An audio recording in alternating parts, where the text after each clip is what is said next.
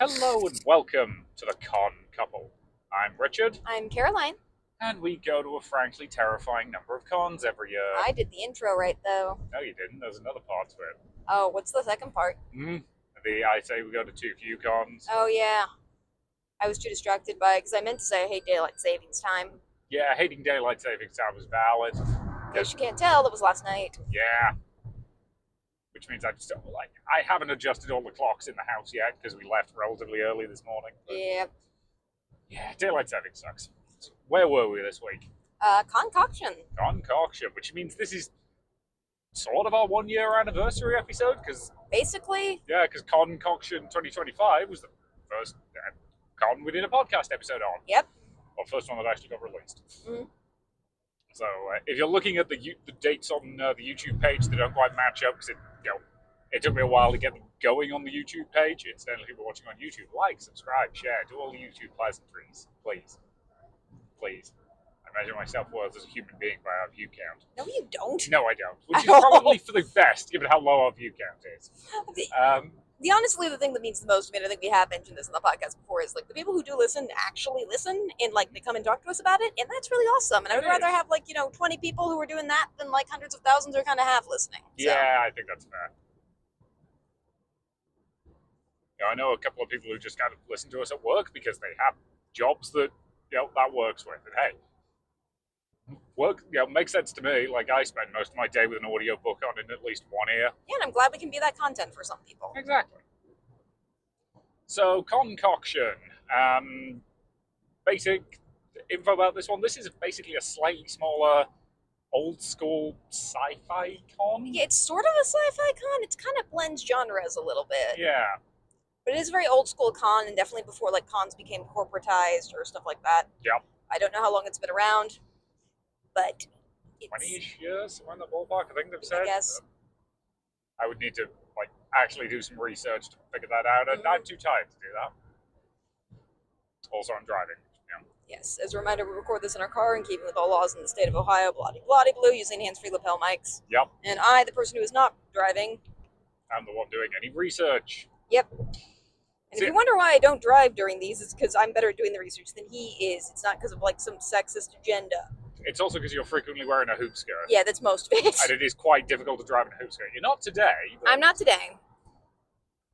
I was getting over a cold. I'm definitely, I think, pretty over it now. You're definitely on the upswing. Yeah, and I did test to make sure it wasn't COVID before we went this weekend. So we did that on Friday. But yeah. So yeah, this is a rare for us 2-day con. We were originally planning to go Friday. I'm a bit sad we couldn't go Friday because I do think Lynch was going to be there on Friday, and I didn't want to see them. But I had a cold, and by the time you got off work and we tested to make sure it was clear, there was just kind of no point for us to go down. Yeah, again, this one's about a 2-hour drive for us. Once again, we're doing this as a back and forth. I'm going to be honest, comparing the 2-hour drive this week to the 2-hour 45 drive for CincyCon last week, it's kind of fascinating how different they feel to me. Like 2 hours does not feel bad at all, but I think that's at least in part because we're not staying at as late at this con. Yeah. Which means I'm running, daylight savings nonsense aside, I'm running on a functional night's sleep, which means I'm fine. Whereas last week I was definitely a bit punchy. And I think that was just tiredness. So.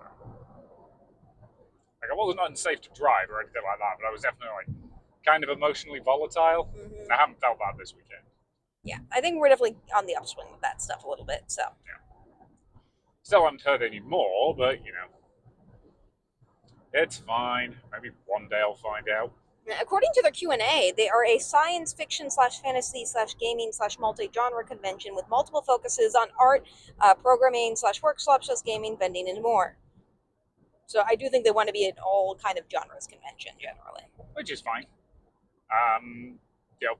They do.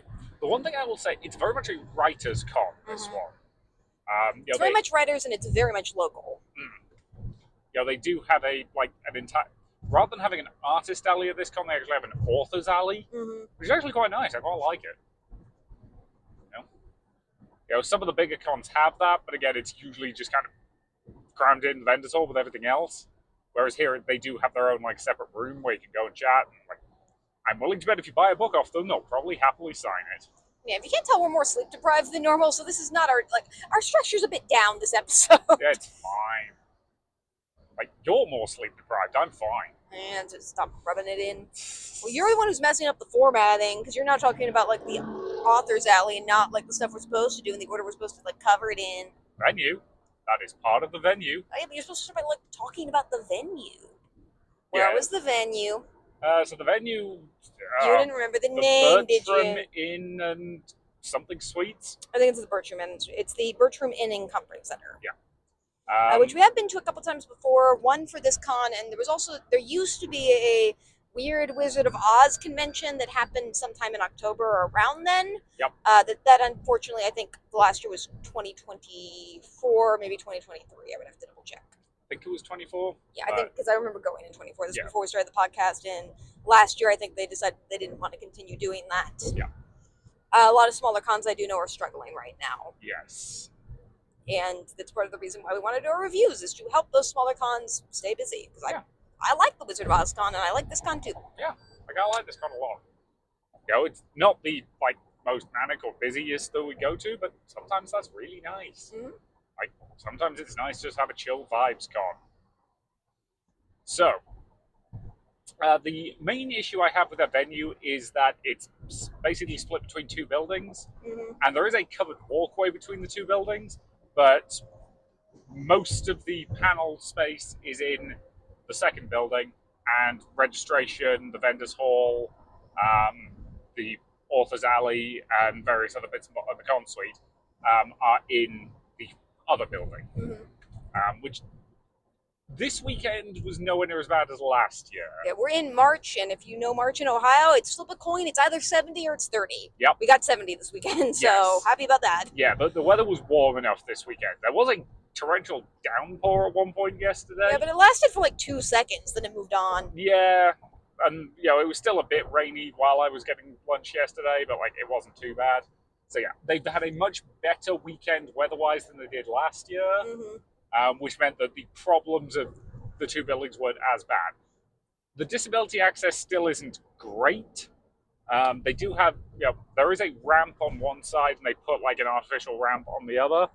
It does not look like it can hold a lot of weight, but again, I'm not in a wheelchair. Yes, that's not your specific expertise area when it comes to disability access. So if you were in need of a wheelchair or other mobility assistance device this weekend, let us know how it worked for you. Yeah, we did go to a panel last year that we reviewed talking a little bit about that, and we do know that there's some people with disabilities that attend this convention. But that said, this convention is small enough, and it's a con where pretty much everyone knows each other to some extent. Or if you don't know somebody, you know somebody who knows somebody. Yep. Did you get on the right road? No. Okay. It's fine. We're going to be early to pick up the pizza anyway. Yep. So I'm sure that the accessibility concerns are something that the con staff is probably aware of. They are. Again, it's just there's only so many good options. So yeah, it's not the best, but it's definitely also not the worst we've seen. Well, you Fan Expo that refuses to have any kind of accessibility thing so that they can make the disabled people pay for the VIP experience. Yeah, speaking of which, we're not going to Fan Expo this year. We're doing Buckeye because they were cross opposite each other. Yep. You can see that in the con spreadsheet for those of you who want to. Yep.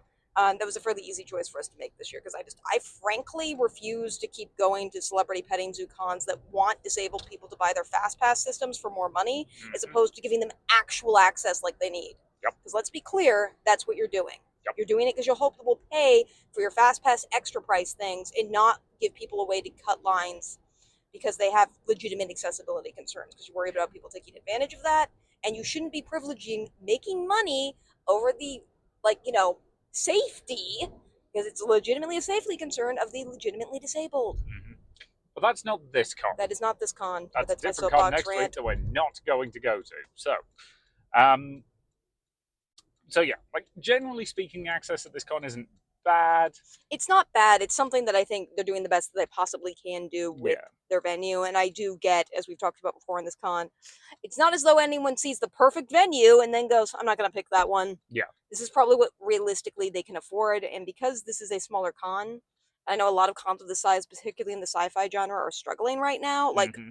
I'm hoping this one is not struggling, and if that's because this hotel is working with them really well. I would rather them keep this hotel and do what they are doing to kind of bandage the accessibility problems as best that they can. Yes, I think I would agree with you.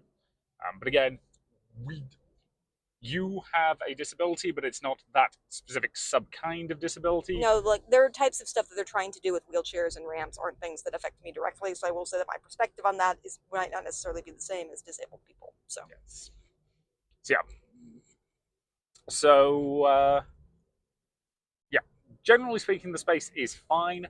The one thing I will complain about with regards to it, we did have a bit of cross noise this weekend. yeah, we did have one of the pack panel rooms was pretty loud and doing a lot of music themed events against a lecture style panel, and the kind I do think had enough space and openness that they probably could have moved a few things around.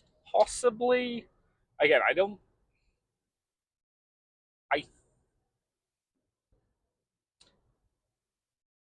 maybe it. I honestly don't know. Like it. I'm gonna be honest. I do find it interesting that they put those panels in the Hayes BC rooms, whereas it almost feels like they should have been in the lecture theater. Mm-hmm. That might just be a me thing. Like I don't know. But again, like any kind of programming is complicated Yeah. for a con. That is, I think, another criticism we do have, though, is just schedule was not up until I think Monday, Tuesday of this week, which Yeah. is that's just not a lot of time for people who like. Part of the reason we weren't able to get done on Friday is just quite frankly we didn't know well enough in advance what was even going on Friday to know if we could like request time off work. Yep. So it would be more useful if that stuff was more planned in advance a little bit, just get schedules down because we're very much schedule people. Yeah, but I also do know that there were definitely some hiccups this year because I know at least a few things got cancelled. Given that I think most of the things that got cancelled were from one particular guest. Mm-hmm. So I suspect that just that one particular guest wasn't available. Which and again, stuff like that happens. that Sometimes happens. people have medical emergencies or family emergencies. You Yep. can't control it. Yep. I was impressed that Mog Shell was there again this year. Yeah, So yeah, Mog Shell is one of the cosplay guests. As you know, our policy is we don't state names unless they're public. Mog Shell's name is definitely public, and Yep. Mog Shell, I don't think it's a mystery at this point, is extraordinarily pregnant. yep, We thought she might not make it to this one. yeah. Yeah, like when we saw some cosplay stuff being cancelled, I was like, oh, that was probably her stuff. She's probably, oh no, No, she's here. She's here. Okay, good for her. I hope if I'm ever pregnant, I can have this level of involvement with conventions up until when I give birth. Like, Yep. I'm honestly impressed. Yep. Yeah, go you lunatic. And also go you for having cosplays that are just like your normal cosplays. Mm-hmm. Like, you could play around the baby bump and stuff like that, but she just doesn't. She just, is still doing her normal cosplay. Yep. And that's awesome. Yep. So yeah. So the venue itself is basically fine. Mm-hmm. As I say, there was definitely some noise-bleed issues in Hayes BC this year. Coming over from whatever Hayes B, and then I think CD was the quote-unquote main event space.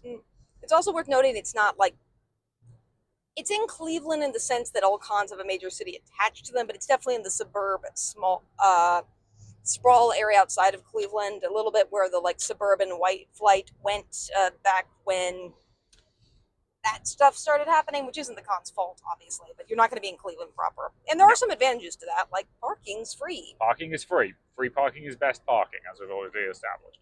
And again, like it's not a heaving con, so the car park, getting a spot was not a problem any day this weekend. So that was nice.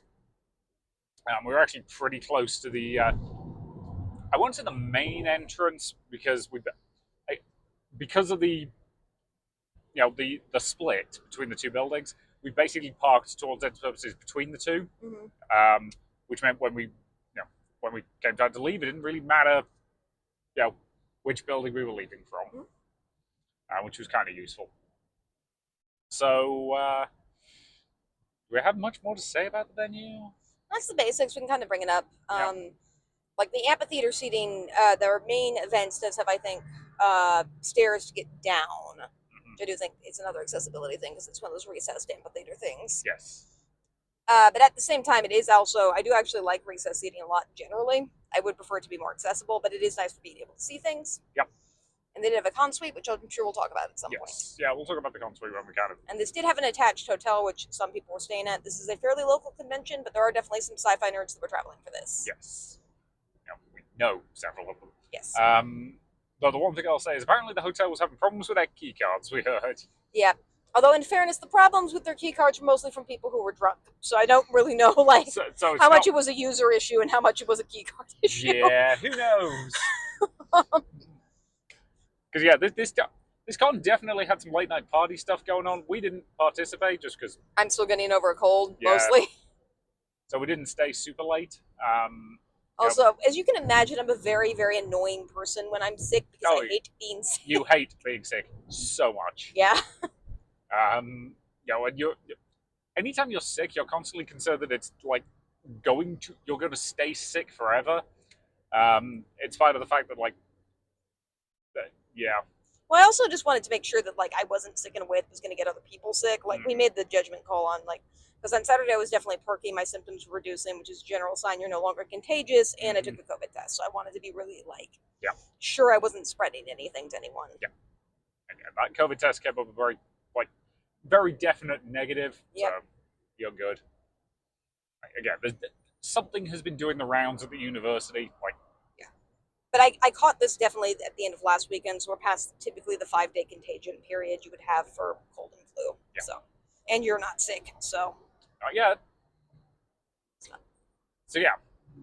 So do we want to start just going chronological at this point? Yeah. So as we said, we were originally going to go down on Friday. Then there was this basketball game on campus. So the university actually closed an hour early. We're like, okay, that'll work. It'll be a bit tricky, but we should be able to get up for a 6 o'clock panel. Mm-hmm. But you were a little under the weather. We decided we'd stop off at the CVS and get a COVID test and a bunch of other stuff. And, by the time we would have got there, it would have been too late for the one panel we were really interested in on Friday. Yeah, and I'm sure we could have partied with people and stuff like that. But given that I was sick, I wanted to make sure that I was just sleeping off the last of the cold and the contagions and stuff like that. Yeah. So. Yeah, so instead we went down Saturday morning. Mm-hmm. We basically decided we would kind of get up when your body decided you wanted to get up. Yep. Get on the road, and we'd get there kind of when we got there. So what time did we get there? I think around 10, 11-ish. Yeah, like I remember, I think we got there about 10:30-ish. Yeah, 10:30, that's about right. And it's about a 2-hour drive for us. Yes.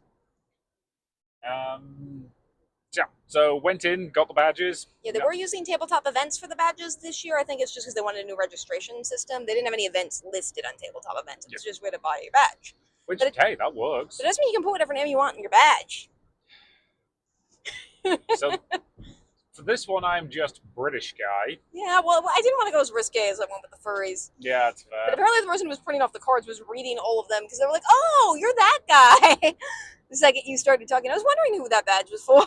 Yeah. And you did not know? I did not know you'd done this because with fur cons, I know it's coming. Yep. With this one, I didn't realize you could do that. So you were just so you were just laughing your ass off. Yeah. Because I think you'd also forgotten you'd done that. Yeah, well, I did it kind of, because with tabletop events, it generally shows how many tickets were available. And when I was buying tickets, there were 10 pre-registration tickets still available. You could still definitely buy at door, but I figured it was easier to pre-register. Yeah. So I did that, and then I just put the name on, then I kind of forgot about it. So yeah. The entire registration was also laughing. Yeah. And again, very, very smooth process. They had the badges ready. They handed us a bag of con swag.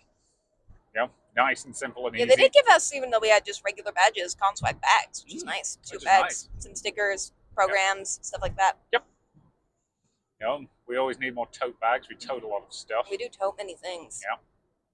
There are things that are toted. Yeah. But I enjoyed everyone just kind of making fun of you for, a few minutes. Of course you did. You always like that. The program didn't have a schedule in it, but it did QR code link to the GitHub schedule. Yeah, which, given how many changes that were made to it, I'm going to be honest, I don't think they would have got away with a paper schedule with this one. So, normally I would prefer a paper schedule. In this context, the online one was probably better. Context, boo. So what was the first thing we did? The first thing we did, the shopping. Yeah, the first thing we did was actually the shopping. Yeah. So we figured because we got there at about 10:30 and the first panel we were interested in going to was at 11, because the panels were pretty much all in hour-long slots rather than anything at the half-hour mark, which, again, fine. I don't have a problem with that. We swung through the vendors hall. And we looked at a couple of bits and bobs, and then at the back they had a stall selling various clothing items. And one of the things that has been on my bucket list for ages is a proper boned corseted waistcoat for me, because my posture sucks and I need something to help fix that. Yep. So we bought one. So thank you, Bards and Boards. I think that's right. I think that's right. I should look it up. Yeah, you should look it up. Yeah. And we should also explain what our costumes were for that day. Yes. We haven't done that yet. Yep, we were doing Hades and Persephone. It's our go-to. It's the long black leather coat for me. You're in the big ball gown with a hoop and all that jazz. Again, it says something that it's our low-key ball gown outfit, but no, this was again, one of the issues I find with buying clothing at cons is it's very hard. It's usually hard to try it on, and depending on how busy the con is, it is Bard and Board. Bards and Boards. Yeah. You do have to rattle through it quite quickly because this is a quieter con. This is actually a good con to do this kind of shopping at. Yeah, these are, I think, my whimsy coat, which I'm wearing today, actually. Was the other kind of big artisanal purchase we've done at cons before, and both of those we got to talk to the person who's manning the booth, who's very knowledgeable on that particular type of fashion and clothing. Yep. They're able to fit us directly, give us advice, and give us a lot more personalized experience, which is it's very very useful when you're spending $150 on a piece of clothing. Yeah. So we put it on me. Asked me how it felt, laced it up. He laced it, which is, for course, it's a godsend to just have somebody pre-lace them for you who's an expert in doing it. Yep. It's nice. And again, we did end up going back later that day and getting the lacing on it slightly tweaked. Specifically, he said, wear it around for a little bit, then tell me how, come back, tell me how it's been feeling, and if you want to make any tweaks, because it was something where he would rather me wear it for a little bit and make sure that we wanted to do any tweaking to it. Because the change was relatively simple. Basically, just he altered where it's tied, to be down a few loops, just so the actual ties are sitting closer to the small of my back. Which is not even really the small of my back, but closer to my natural waist, because that's where you want the cinchiest bit of the corset to be. So, but again, it was nice to have all this stuff explained to me by somebody who knew what they were talking about. Yeah. So yeah. So and again, it goes very well with the Hades costume. So I basically just wore it the rest of the day. I'm still wearing it today. But I'll talk about what I'm wearing when we get there. Yeah, it was super nice. We also saw Bree, who I think we're allowed to talk about on the podcast, who was randomly helping out. Yeah. Small sci-fi cons. Yeah. They are, again, they're clearly still interconnected with one another. I will admit, Bree is just kind of what I want our child to be if we continue to go to conventions, because everyone's known Bree since she was a small child. Yeah. Or now that she's an adult, it's hey, help us with the stuff, and we'll give you a free room and free drinks, and she's just okay. Yep. Again, I do appreciate the comments from some of the older con heads. Yeah, I remember her when she was, a small child, and now she's drinking and making extremely crude jokes. It's weird, man.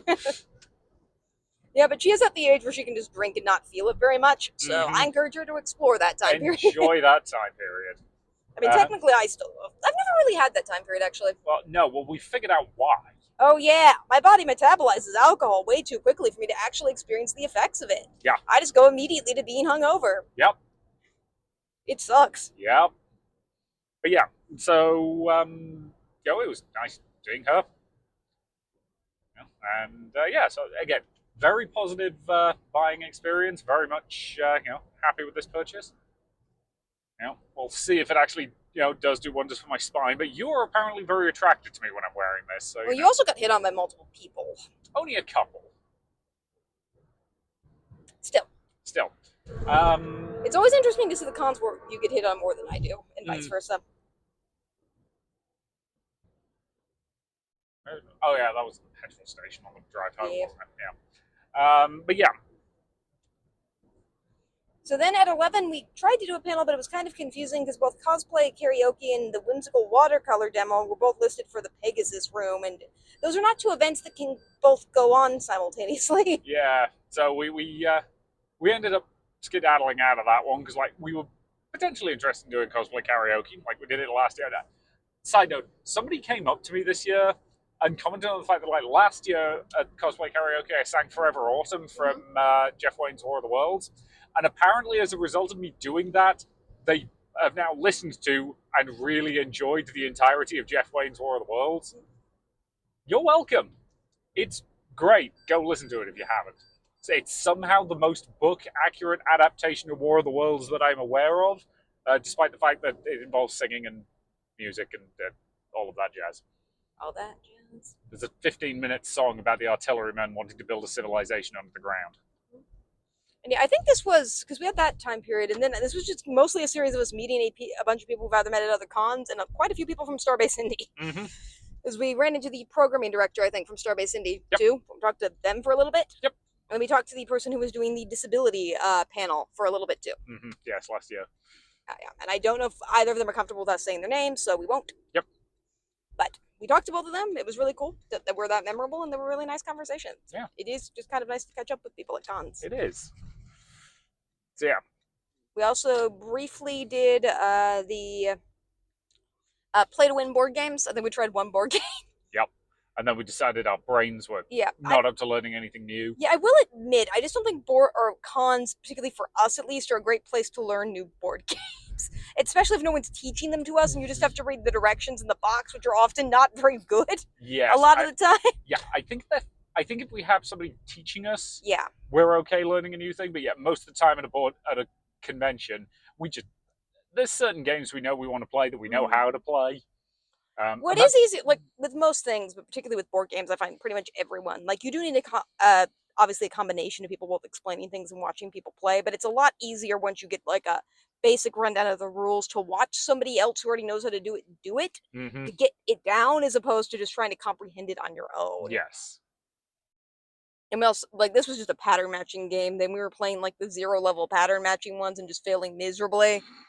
Well, again, part of the problem with that was just we didn't know what it could potentially be. Yeah. But it's good that they had play to win. And I really liked that they had this was a smaller table because it was a smaller con, but they had all of the games laid out in terms of how many players each game required. Yes. So, like, these can be played by 2 or more. These require 3 or more, etc., which is super useful. Because it sucks if you go, oh, that's a really cool looking game, pick it up. Requires 4 players. Well, bugger, there's only 2 of us. Yeah.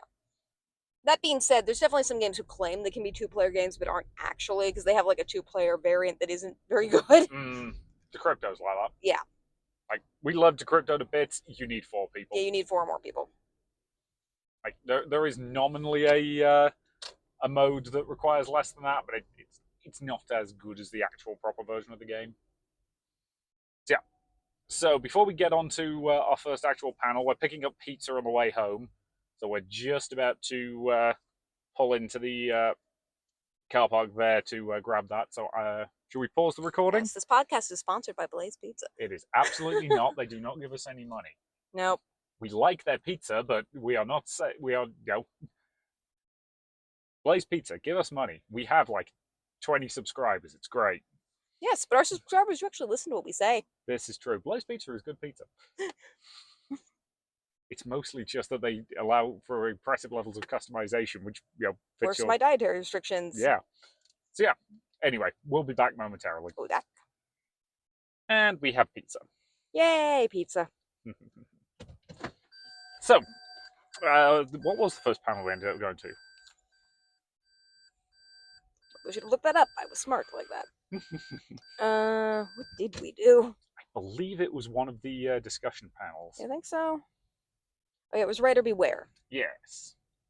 The other person we met, and I think it's okay to see their name because they were one of the guests, is Jared Anderson. Yep. Who I've actually done podcasting stuff for in the past. Yeah, and we said hi to him a bunch in the hallway too. But yep. I like his presentation style, and this was talking about the perils of like publishing and getting published. There were a lot of writing panels at this. There were. As I said, it does feel very much like a writer's con. Mm-hmm. that is not a criticism in any way. It's actually quite a nice thing to see sometimes.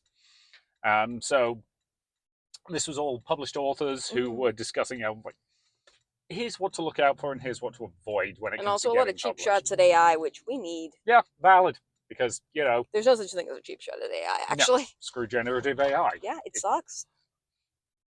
How on earth did we, decide that art was the thing that AI should be creating? Rather than, the boring stuff. Well, every time they recommend it for another field, every time I talk to somebody else in that field, they're like, no, it doesn't work for this either. Yeah. Well, again, generative AI is at best a cute trick. Mm-hmm. Like, it doesn't actually know anything. It has some incredibly limited applications. Like, if you wanted to summarize your own work for you and you're consenting to that, fine. Yeah. But outside of that, no. No.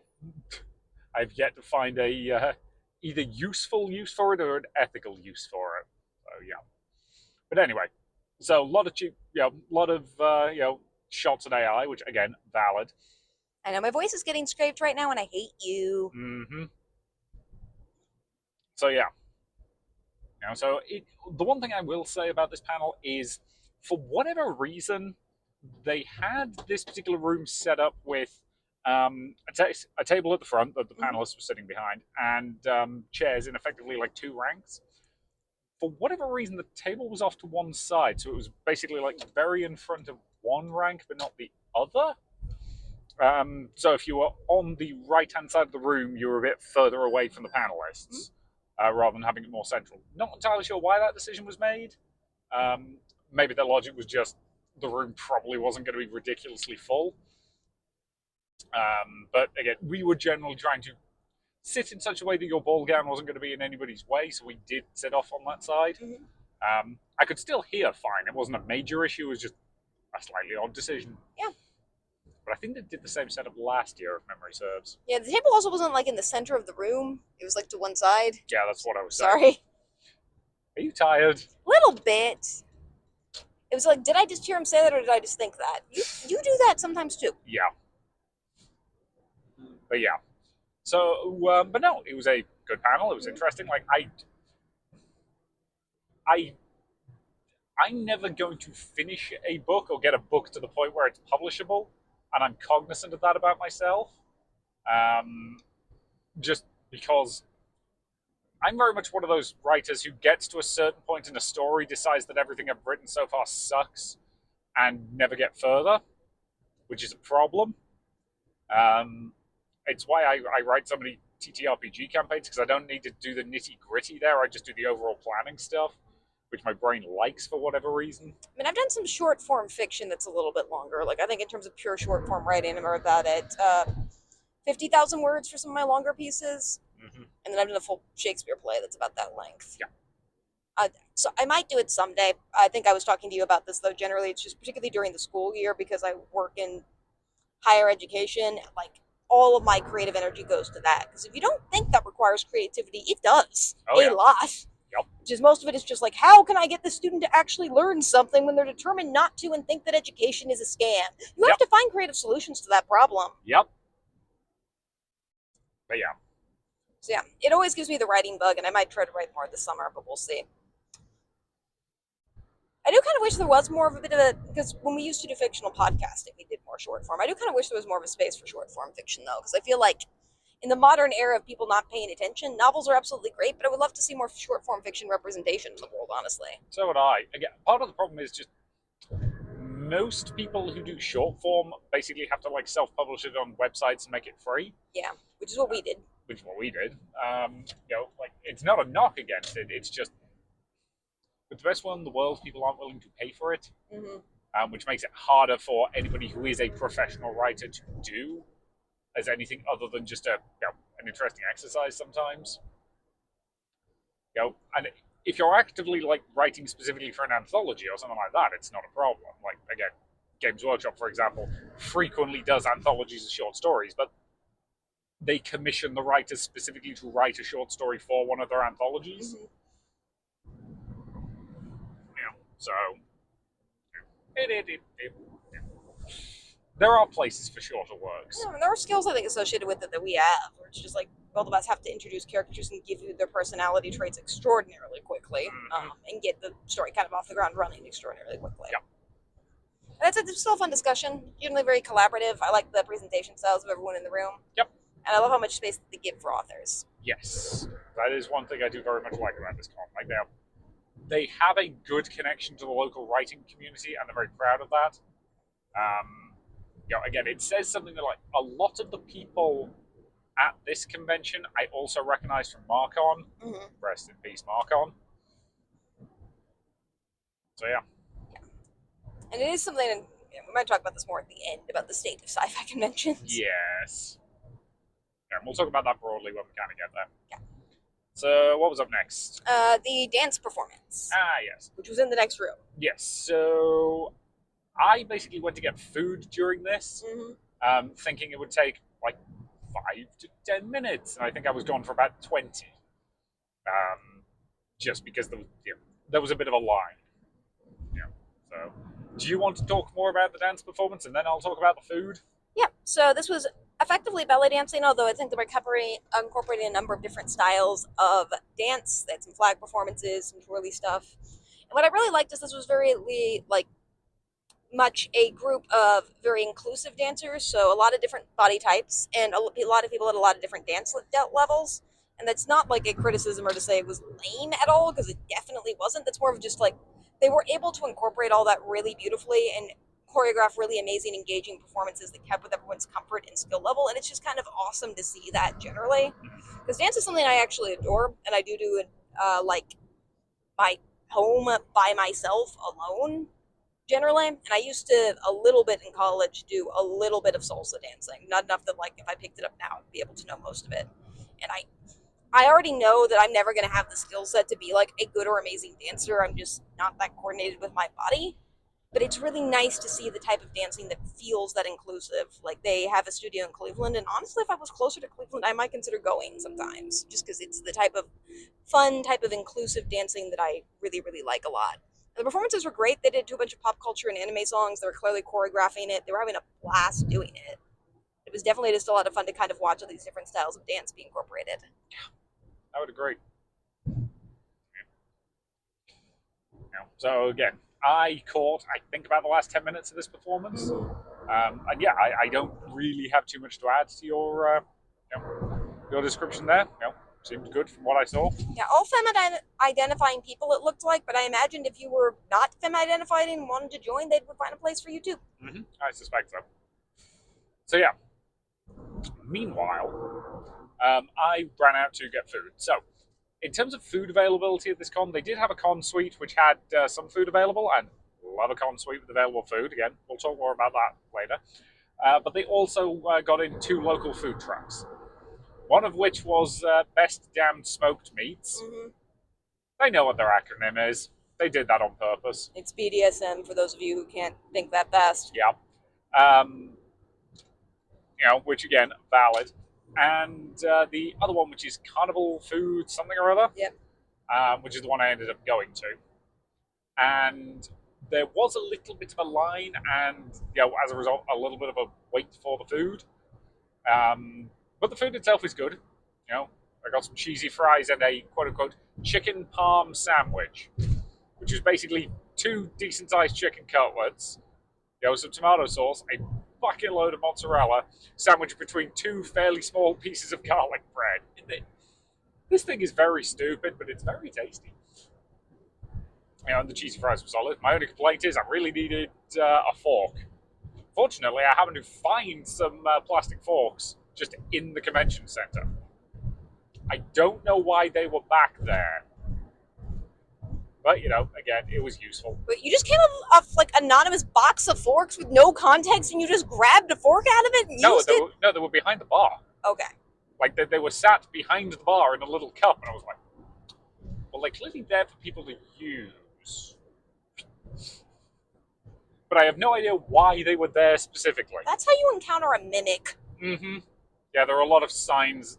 Well, it didn't have a sign on it warning me that it wasn't a mimic. Well, that means it is a mimic. I know. If you've been to this convention before, like a lot of sci-fi conventions, their stick is they put up signs saying not a mimic on random stuff. Yeah. So, including occasionally people. Yep. One chair was warned this might be a mimic. Which, valid. So, again, the food is good. It was definitely a little slow, but I think I just hit them during their lunch rush. Yeah. I think that happens. So I came back, I ate that while the end of the dance performance was going on. And what was the next thing? Well, after that, I think we ran into Patrick. Yes, we did. We had to wander over to the other building. Said hi to Patrick at the Artemis Bridge Simulator. And by the way, we met a lot of people we knew at this con. I'm still trying to remember whose names we got permission to say and whose we didn't. So bear with us. Yep. Patrick did explicitly say multiple times. We can say his name though. Yep. So they were running Artemis Bridge Simulator Cosmos, which is the new and updated version, which we've been told that apparently the developer realized he built the original version of Artemis 10 years ago. I was like, I could do it better now. So he stripped it back to the boards and basically rebuilt it from the ground up. Yeah. So that's the version they're now running, which is Artemis Cosmos. Artemis Bridge Simulator, we do think is a fun thing to do at cons. We just never seem to find the time in our schedule to sneak it in. Yeah, we mentioned that last time. There's a lot of things that are fun to do at cons, but we do tend to be kind of overscheduled. At this one, I think it was more just I was still overcoming illness and we were tired. And it's also with Artemis Bridge Simulator, you do kind of have to time it so you're going in with a group of people that's large enough to play it. Yeah. So it can be kind of hard. I know that the Federation we've not mentioned was also there. They were also there. I'm going to explain who that is for people who... So the Federation is a organization of Star Trek nerds. They do a bunch of charity stuff. Mm-hmm. They're a really cool group of, massive nerds. Yep. But yeah, we do know that at 2:00 they did they all played Artemis Bridge Simulator. And I think together. they were legitimately role-playing it. Of course they were. And I think they live streamed it. That's awesome. Hopefully we can get to that later. Yeah. We would have watched, but we had a panel at that point. Yeah. So it was nice to just do a stop and chat. Say hi to him. Yep. And yeah, I think that was kind of when we were on our way to that panel, wasn't it? Yeah. Yep. Yeah, we were on our way to the panel because that was right afterwards. So yeah, we said hi to him briefly, and then we did one-hit wonders TV shows that lasted a season.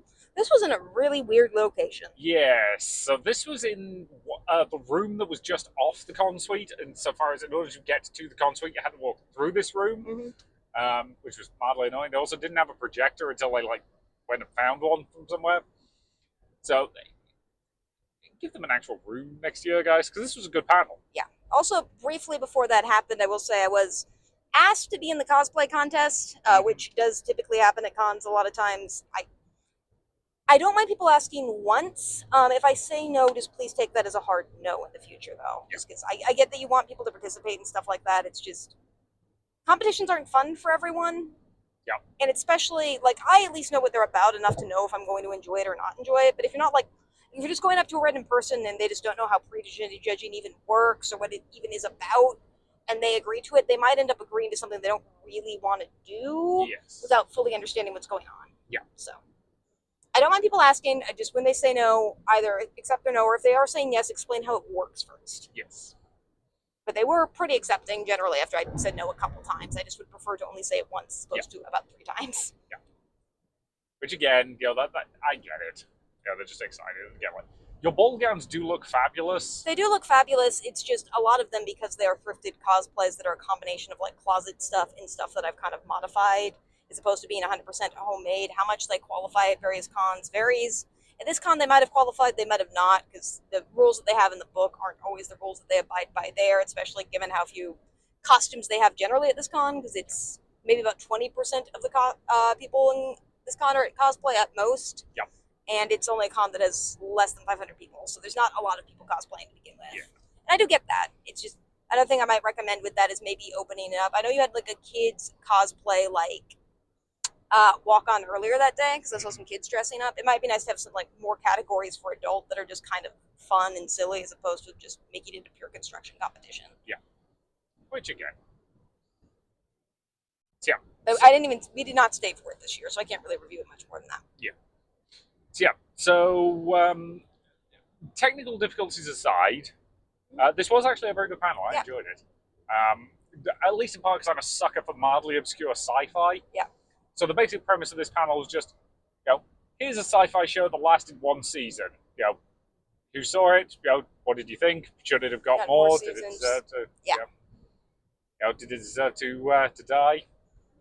And we knew the host of this panel too, or both of them, I think. Yes. Yeah, we've spoken to them before, seen them at previous cons. Yeah, including both. Like I think I've seen one of them at both the now defunct MarCon and also the now defunct Cincy Steampunk Con. You could be right. I'm pretty sure I have. I would have to check.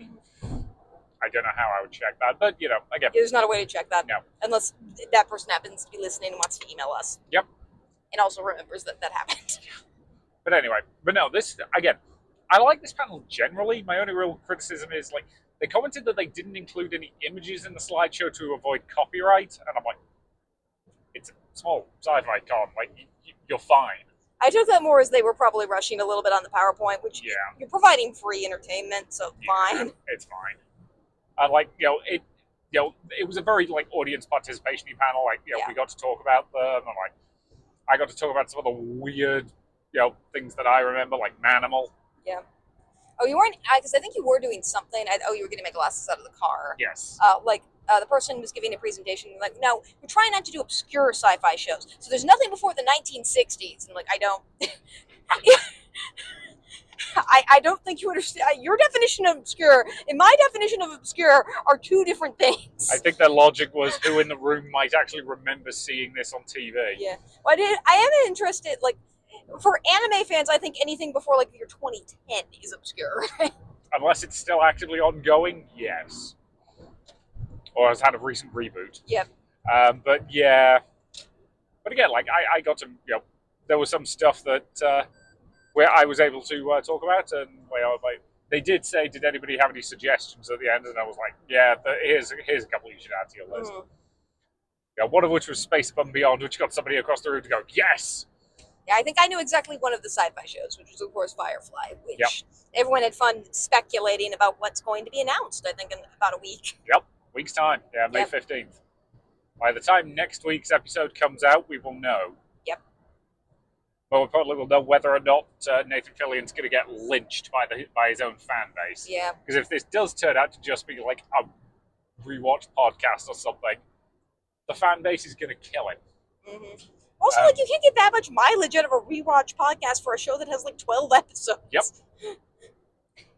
So should we put up bets now? Okay, what do you think it is? Animated series. That's what I was going to bet. That's totally not fair. Okay, fair enough. In which case, live action revival that's probably going to cost way too much and only have maybe 10 episodes tops. So the possibilities I think realistically are animated series, podcast probably, another movie, or over the top revival where they're maybe teaching the next generation probably. Yeah. The cast I want to emphasize isn't really that old, but they are very clearly no longer the ages of what their characters were at this point. But again, it's 20 years later, and you can tell. That's not a judgment against it. They all look really good for their age. They do.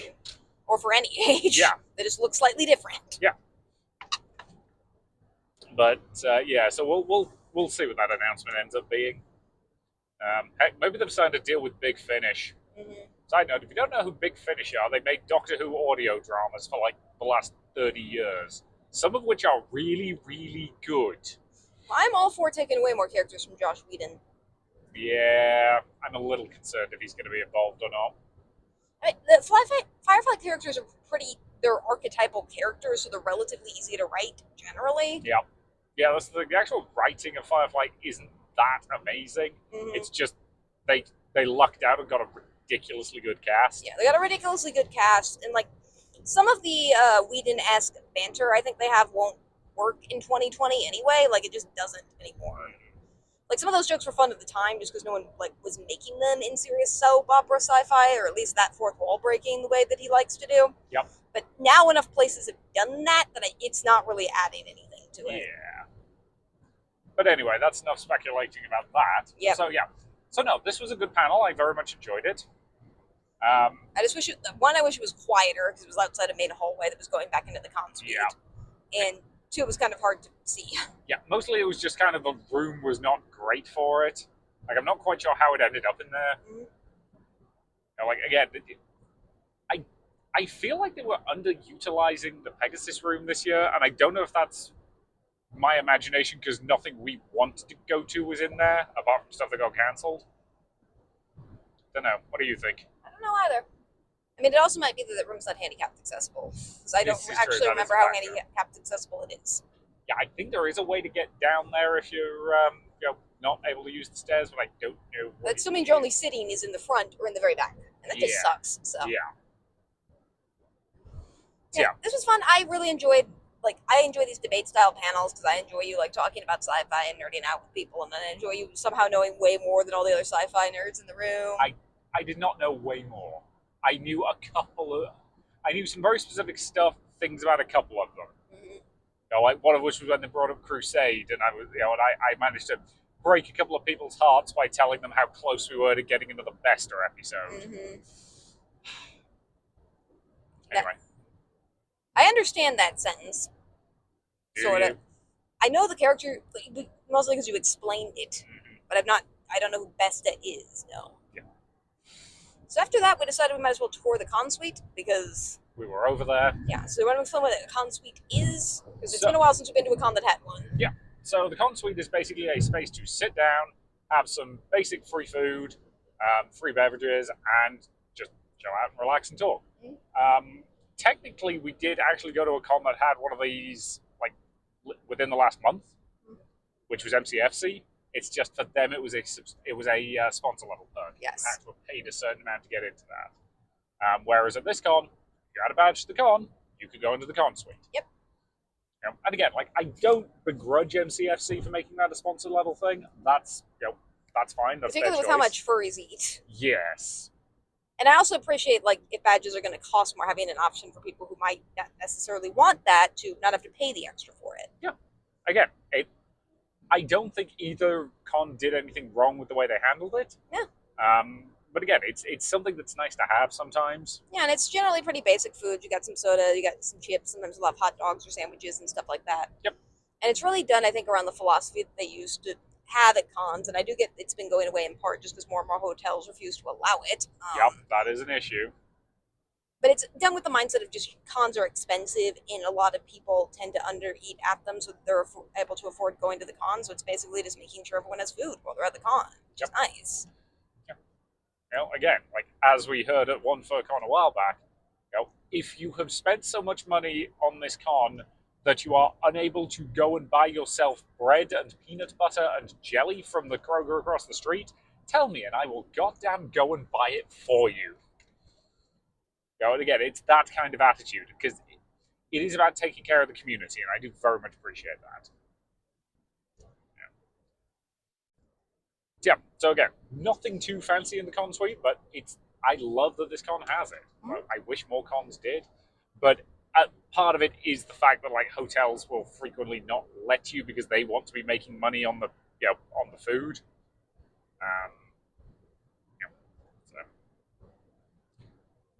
Was that the point at which we headed out, or did we stay for something else? We went around and said hi to a few more people generally. Mm-hmm. We talked to Patrick more about the bridge simulator. Yes. Yeah. And then I got my corset readjusted. Yep. And then we briefly saw what went down in Goblin Town, which is a kind of semi-informational comedic play by the confused greeneries of players. Pat's Work Theater is what it says. Yep. Which was cute. I just don't think we had the energy for it at this point. I was still recovering from illness. Yeah, this was when you started to get a bit of a wave of being under the weather again. Yeah. Again, it happens.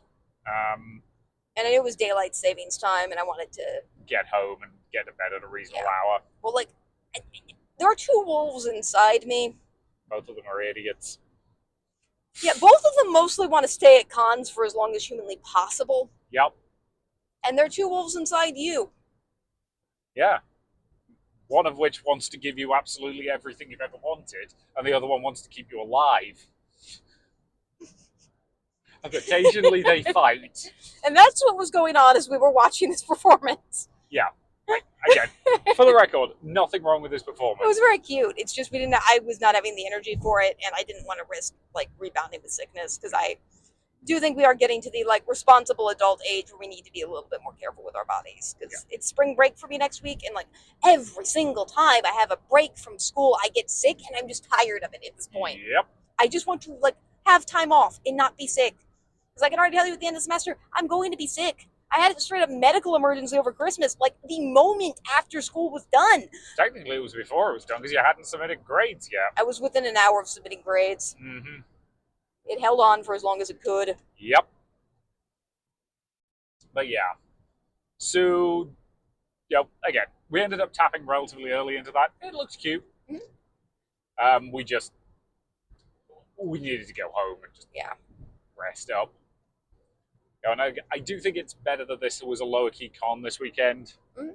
Like, I do think we would have had fun with some of the evening stuff had we had the energy for it, because I do think there were some room parties, some drinking, late night karaoke, and stuff like that. Yeah. Which I don't doubt was fun. It's Mhm. just, we needed sleep. Yeah. So we headed home, fed Emma, Yep. fed the boys. Incidentally, if you don't listen to our podcast regularly, we have bunnies now. Yes, They're very cute. they are. But they're not our children, the boys. Well, they are in a sense, but they're not human, so. Yeah. So yeah, we hung out with them for a bit. Emma's been clingy, I think, since we moved the bunnies upstairs, so we're still trying to negotiate that too. And she's got a little stir crazy because it's been a pretty hard winter this year. Mhm. So we're trying to like manage an animal situation on top of all of this. Yeah, like they're very polite with each other, Mhm. but Emma definitely gets jealous. Mhm. Emma's our dog, incidentally, if you hadn't figured that out. And she predates you. Yes, So she does. So every time we like add more members to this family, she gets very jealous for a bit. Yep. Until she gets used to the concept.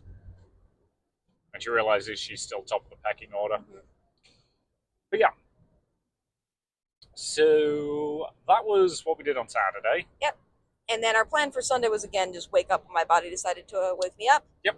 But I also have a dog alarm clock that doesn't understand daylight savings time. Yeah, well, again, it meant technically she slept until 7:30 this morning. Yep. Just because she didn't realize the clocks had changed. Yep. Ugh, daylight savings. Anyway. So yeah. So I did kind of want to go because they did have a state of the con panel, but it kept switching times. Yeah, well, it was listed as 8:00 in the morning. Uh-huh. And we were just like, that would mean getting up at 6. And we ain't doing that. And I love learning about cons, but I just didn't have like the energy to do that. Yeah. So yeah, we got on the road at about 8-ish. Yeah. We did not have a great leaving the house experience this morning. Just no, we were tired from daylight savings, and I swear every time we got on the road, we just kept having to go back for more stuff. Yeah, it was just like, did you remember this? No, turn around. We had to do that 2 or 3 times. Now, fortunately, we hadn't even got out of the village at that point. Yep. So it wasn't like we'd been driving for 20 minutes and then had to turn around. It was Yeah. I do think we have learned that early morning packing the car in any capacity is stuff that just stresses us out. Yeah. So every time we've had to do it, it's been stressful. Yep. But yeah, so we eventually got on the road and got down. And yeah, we got there just at 10 o'clock. Mm-hmm. But we did find out that state of the con panel got rejiggered. So it was at 9:30 as opposed to 8:30, which we would have actually left 30 minutes early to go to. Yes. So that said, if you're with the con and want to be interviewed, we are actually trying to do more interviews in April pretty actively now. Yes. So. Yeah, we've got the Discord server set up. We need to do some testing on it, but hopefully soon. Sorry to all the people who've been waiting on potentially being interviewed by us. April is also a lower con month in terms of cons for us to go to this year, because every con that was in April got moved to different months this year. Yep, it was weird. But yeah. So hopefully we'll be doing some of that during April. We will see how it goes. But yeah. So what was the first thing we did? We went to the Goblin Book Club. Yes. So this was an interesting little panel. It was 2 people in a room plus us talking about books we like. For an hour. Which is kind of awesome. Yeah, I had fun with it. Yeah. I also appreciate not being judged for the fact that I don't have time to read books and I listen to them in audio format. And that's valid. A lot of people don't. And there's no wrong way to listen to a book or read a book. It's just about, having that media there. Yeah. And there are definitely some books that I actually do prefer in audio form. format. There's some I don't, but Again, I freely admit, like, the Dresden Files are solid, books that are really elevated by an excellent narration. I know a lot of people reckon Dungeon Crawler Carl has the same thing. Like, the books themselves are good, but the guy who narrates them, Jeff Hayes, is fantastic at doing it. So it kind of elevates the material, and I think that is probably true. And audio storytelling is the oldest art form there is. There's a reason to appreciate it generally. Exactly. Plus, everyone as a kid adores being read stories too. Oh yeah, like that never really goes away. So this was basically just us talking about, like, we basically were just kind of going around the table, taking it in turns to talk about like a book or a book series that we really like. I bought 5 of them during the panel. Oh, did you? Yeah. Okay, I knew you were looking them up. I didn't realize you were actually buying them. No, I really love book recommendations because it gives me information on like how people tick or like what types of things that they like in really interesting ways. And so I love a good book recommendation. It's my favorite way to find new books. And yet you won't read anything I recommend. That's because we have extraordinarily different tastes. Yeah, we do. I am trying an experiment because I was watching a YouTube series about a few people have read the Bridgerton novels, which You really dislike the TV show. I dislike the TV show, but everyone who likes the TV show doesn't like the novels, and a lot of the people who complain about the novels are effectively just complaining about romance tropes, which a lot of the romance genre has. And I do like the romance genre, at least if the characters themselves are compelling, which is the key thing with any romance. Yep. So I bought the Bridgerton series, and I also bought this person who apparently likes high fantasy, like I think it's like Roses and Crowns or something. Mm-hmm. It's a very well-known series. I'm gonna Rose and Thorns, something like that. Yeah. I don't remember the name, but I bought both of those, and my plan is to read both of them to see if like a incredibly like well-acclaimed series in the fantasy genre is something I, as a person who don't really like that genre, will like or not. It's an experiment. It's mostly an excuse to read books. Okay. Bridgerton is the control. Okay. Don't ask. I'm not even gonna. It's a very well thought out experiment. Sure. Good for you, Professor. Sorry, was that too snarky? Yeah, that was a little condescending to my field. Sorry. You're fine. For the record, if this is your first time listening, we do this every episode. Yeah. Not that specific one, but Yeah. But snarking at each other is part of the podcast. Yeah. So yeah. But no, I really enjoyed this. Like, I did too.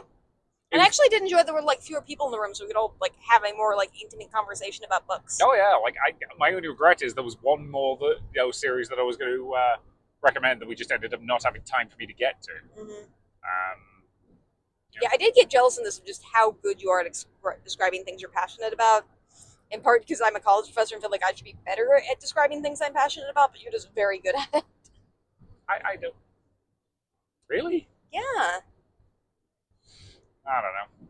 Well, you are a lot more detailed than I am, where I'm just like, here's the very brief overview. I do tend to like pick out like specific moments that I think are like funny and evocative without necessarily being spoilers. Mm-hmm. Like one of the things I was talking about was The Infinite and the Divine, Mm-hmm. which is a really fantastic book. It's a 40k book.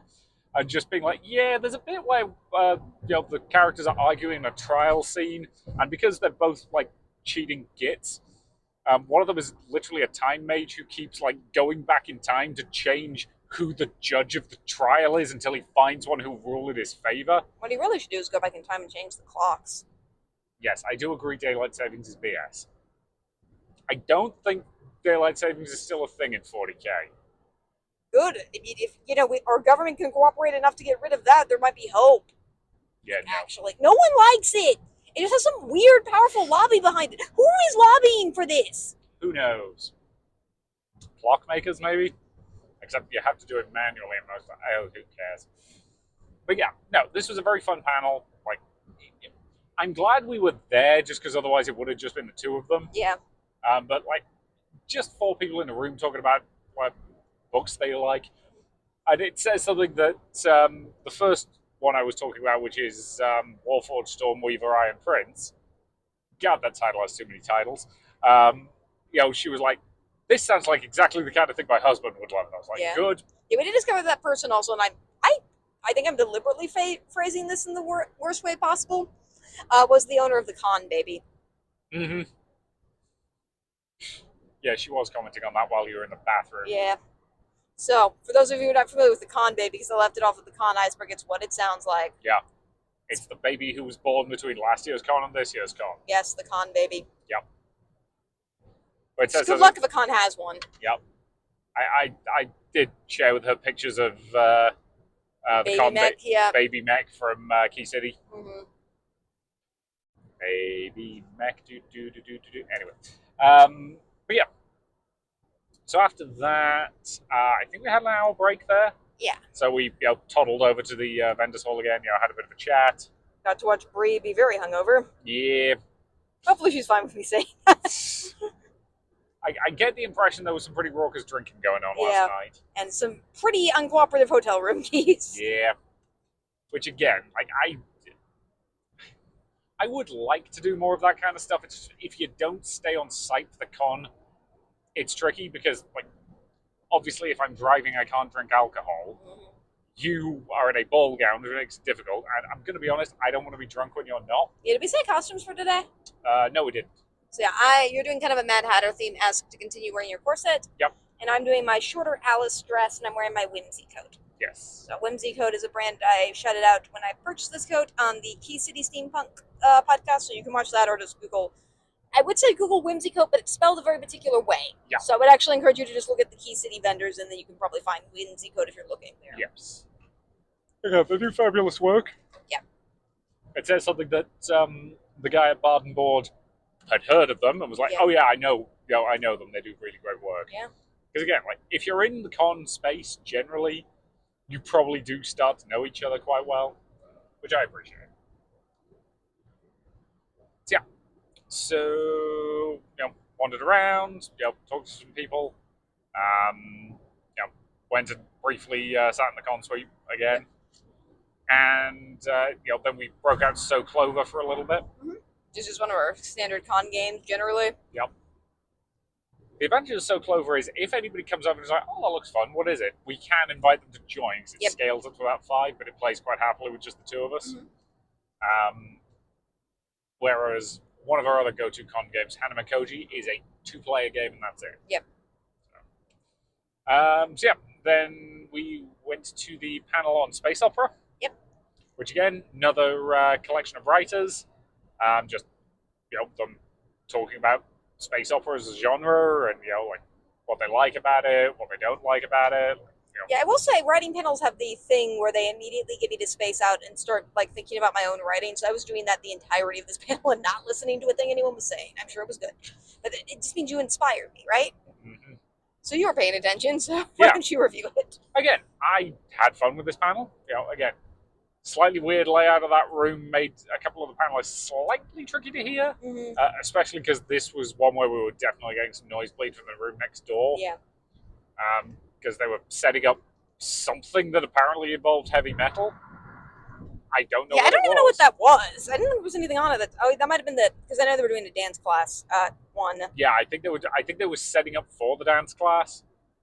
Why their setup required playing heavy metal, I do not know. But again, we all we threw some devil's horns at some point just to rock along to it, just because. What else do you do in that situation? But yeah, so again, this panel was good. Very just group of different writers talking about space opera and its tropes. And again, I am a sucker for space opera as a genre. I want to see more of it. And again, it says something that when they were asking questions, my brain was throwing up my own answers for them. Mm-hmm. So they were like, "What's your favorite thing that turns up in space opera?" To which my answer will be bioships. They're not in enough sci-fi. They need to be in more sci-fi. They're just fabulous as a concept. In the classic case of okay, what counts as space opera? To which the response is melodrama. It needs to have melodrama and it needs to be very OTT if possible. Does it need to be in space? Preferably, yes. Why do you ask? Because it was in the word. Yep. That was all. Good. So yeah, no, I enjoyed this panel. I always worry, in panels like this that you get a bit bored. it's okay for me to be bored and just think occasionally. I was having fun just being creative and letting my mind tell itself its own stories because I don't really get a lot of time to focus on my own like creative writing as much as I would like. So having a time where I could just like think to myself about that was quite nice. So I That's just did fair. that and occasionally like heard a joke. It was fun. That's fair. Yeah. Like So, I do feel like we both have a constant need to entertain each other. I do worry about that sometimes. But yeah. So yeah. So was that the last thing we did? Yeah, we did that. You briefly stopped at the con suite to grab a soda. Then Yep. we went to Einen's because that's a grocery store up in Cleveland. Yeah. I did contemplate. My original plan had been to grab lunch because the food trucks were back, or one of the food trucks was back, and eat that during that panel. Unfortunately, that panel started at 12, and I don't think they when I popped out at like 5 to 12 to get food, their hatch was still closed, so I think they probably opened at 12. And there was already a queue starting to form, and I was like, I don't want to deal with this. And then we got pizza instead. Yeah. Once again, this podcast is not actually sponsored by Blaze Pizza. Yeah. Blaze Pizza, it's pretty good, but we aren't being paid to say that. So yeah. So, two things I want to talk about in the outro today that are actually like scheduled and not just us bantering. Okay. We have some extra time, so Yep. after we we finish got about Top 30 Con, minutes. yeah, after we finish Top Con moments are state of sci-fi conventions. Yep. And our kind of plans for this year generally with cons and like what cons we're reviewing and stuff like that. Yeah. Neither of which you take care of, we will. Yeah. But let us do top favorite con moments and con review before we get there. Certainly. Buying this thing is probably one of my top con moments. You were gesticulating to a certain part of your body there. Yeah, I tapped my new corset. Uh-huh. That's what I did. I know, it was just funny for me to say that. Uh-huh. Yeah, so again, getting myself a corseted waistcoat has been on my list for quite a long time. It's actually been on my list since before I knew you. Mm-hmm. But I've just not had a good opportunity to do it in a space that felt right, if that makes sense. Whereas, this con ended up working out quite nicely. So, the banter with the registration people as we got you your badge. yeah, that's fair. It was funny. Having somebody applaud when I mentioned Space Above and Beyond. I'm still sad that show never got a second season. Now maybe this is just that you're more specific than I am. I generally go for more general moments, but I will pick the dance panel because that was honestly really fun and very inclusive. Sorry you missed most of it. That's okay. It happens. And then, honestly, I did very much enjoy chatting on Artemis Bridge Simulator. Mm-hmm. It's one of those things. If I had the time to donate an entire day to it, I think it could be a really fun LARPing experience. Yeah, there is a learning curve to it. It takes a while for you to do it. It'd be nice if you could practice at home or something. There may be a home version. I've not checked. Yeah. But it does require a certain amount of setup. Mm-hmm. And I would pick generally just talking to people in the hallway, which we did a lot of, and it was very, very fun. Yeah. Okay, now for con ranking system. Yep. So our con ranking system, if you've not heard this podcast before, is very simple. It's one question. It's would we go back? And as I always like to point out, that's a very us-focused thing. But if it's a 7-hour drive and we say absolutely, it's probably a good con. If it was a 30-minute drive and we say probably not, probably not a good con. And keep in mind, our preferences aren't your preferences. We like to do panels and stuff like that. We generally don't hang out in the vendors hall that much. We don't care that much about celebrities, so stuff could be different for different people. Yep. That said, I would go back to this one. So would I. It's definitely fun. It's lower key, but I feel like you need that sometimes, and it's very good for what it is. It is. I do very much like this con. I feel a bit bad about the fact we couldn't stay for some of the later night stuff. You're the one who wanted to leave. Honey. Sorry, I don't want to be blamed for that. I know. But what I will say is just it's the classic problem of it's hard to balance. Mm-hmm. And it is a 2-hour drive home, and again, I can't drink because you also can't drink. Mm-hmm. Yeah, this is the thing where it's just I feel like late night cons require planning, and late night cons are also kind of spontaneous, and those two things don't mix. Mm-hmm. There might be a couple this year that we try to drink more at, like Wapafwa. We'll see. We'll see. Yeah. But no, I would definitely go back to this one. It's not hideously expensive. It's reasonably easy to get to.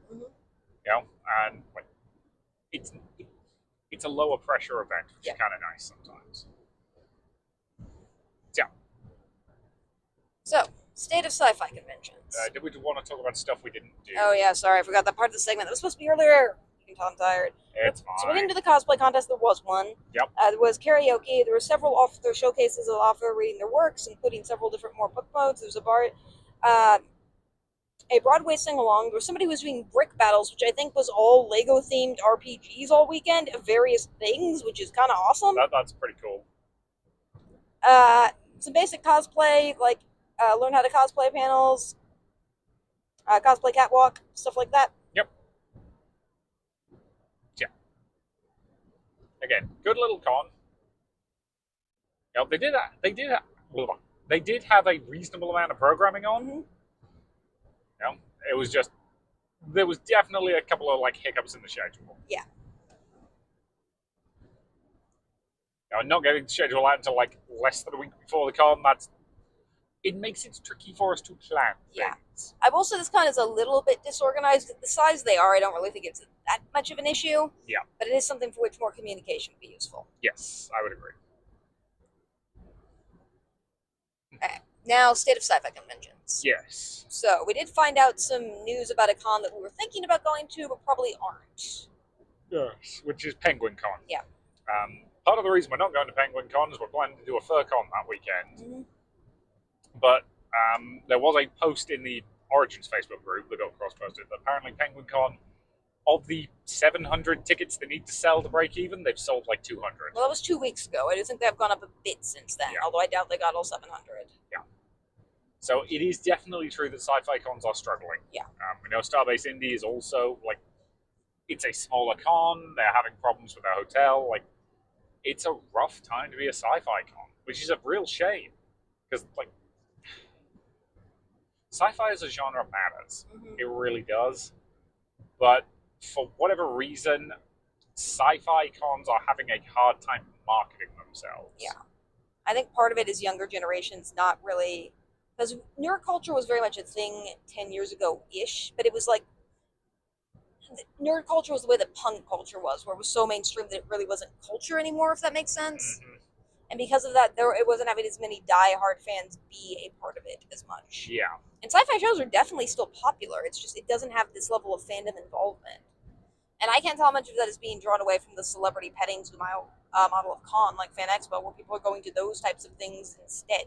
Yes, because they feel like that's the kind of con they should be going to, Mm-hmm. rather than having the like small, intimate experience that you get at a con like this. Yeah, it's true. You won't meet, George Takei at Starbase Indy, but it's not really the point. Yeah. The point of the small... Although George Takei might actually just straight up show up at Starbase Indy and just not tell anyone one year. Yeah. But yeah, like, the point of a small sci-fi convention is to have that personal connection with other nerds. Mm-hmm.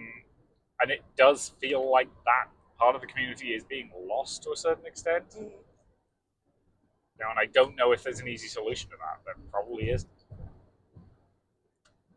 But, I love these kind of events. Like, I feel like to a certain extent these might be more me events than you events. Mm-hmm. I don't know how fair you think that is. I like them a lot too. I definitely do. Like, there are definitely parts of them that I really enjoy. I enjoy the multi-age of the fandom generally. Yep. I enjoy what people are interested in. I enjoy the amount of like pure creativity that's in them. I will admit that steampunk's slightly more my genre than sci-fi. Yeah. But it's also struggling at the moment. Yeah.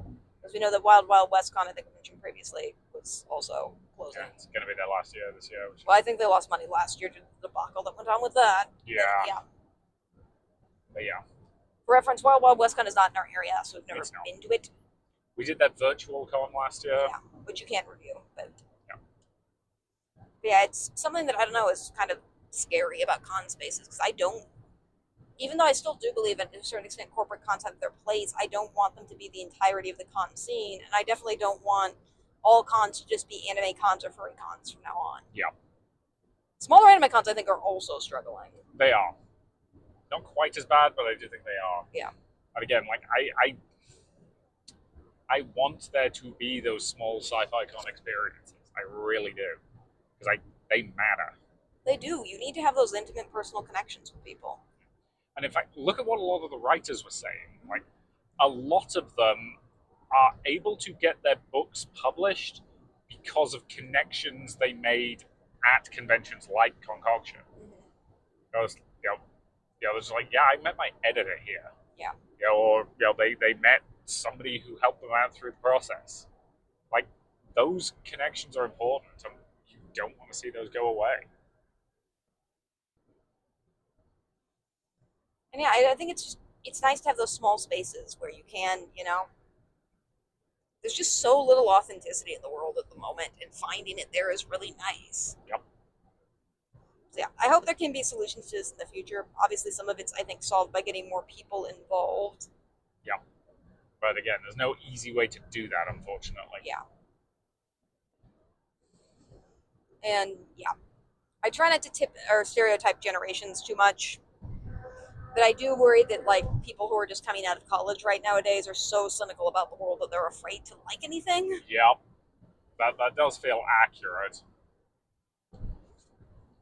And again, like, I've read nihilistic sci-fi. Like, I've read Metro 2033. It's fine. Like, I'd rather read happy things generally. Like, basically everything I was recommending today at the book club was stuff that I think is funny, fun, kind of over the top. Mm-hmm. Incidentally, if you like any of my recommendations from the book club, please do email concouplepodcast@gmail.com. Like and subscribe or all that. Like and subscribe, or leave a comment below. Like, I will happily give you recommendations of good books to listen to.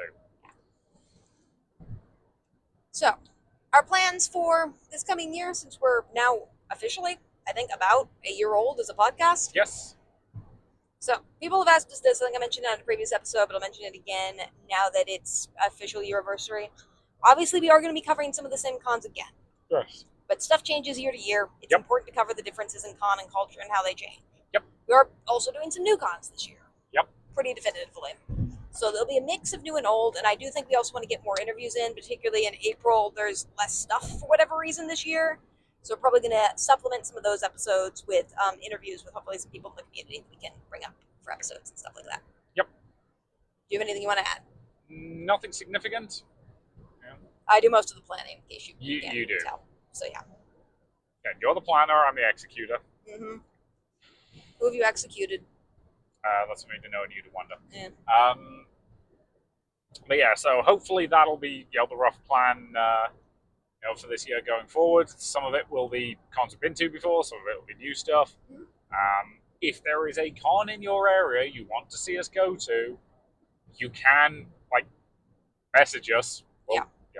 It might be possible, it might not. Yeah. If you're somebody associated at the con who's willing to cover at least our badges and also our travel, we'll very happily take that. But if you are just a fan who wants us to go to a con, you can also ask. Absolutely fine. Yeah. Obviously you can tell we're not a very big podcast, so I understand that your con budget probably is better spent on other types of advertising than us. Yep. But if you're somebody who wanted our con for some reason, we're happy to be there. So. Yep. If somebody who's con is in need of a 3-hour episode explaining everything we think it did well and did badly, we'll do that. Yeah. We're not proud. So yeah, I think that is that was Concoction 2026. 6. That's the year, honey. No, it's we're already a fifth of the way through it. Yeah, I know. 6th. Maybe. I don't know. No, we're over 2 months, so. Yeah, which is 6th. It's more than a 6. It's more than a 6th. I don't think we're all the way to a 5th. Fine. We need a more consistent outro. No, we don't. So, all I can say at this point is thank you very much for listening. Join us next week. We're doing Buckeye Game Fest. Yep. Which should be, fun, hopefully. I hope so. It's in the Columbus Convention Center, which we've not been to yet this year. Yeah. Love my convention space. So anyway, thank you very much for listening, and we'll see you next week. Bye. Bye.